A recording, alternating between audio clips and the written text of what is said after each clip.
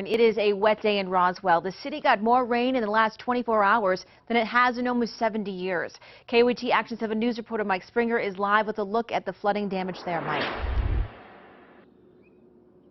Royal, good evening. We're over here in Roswell. You can see this is a road here in Roswell covering a couple inches of water right now, and it's making it tough for a lot of cars to pass through here. Now, let's take a look at some video we shot earlier today from Sky 7. You can see some of the roads here are so bad, cars and trucks like this semi got stranded in it. Now, you can see how muddy the Pecos River is from the rains and all that dirt and sediment washing into it. Now, look at these ponds here. Those are not normally here, but because of all of this rain, it's filling up those basins that are usually dry.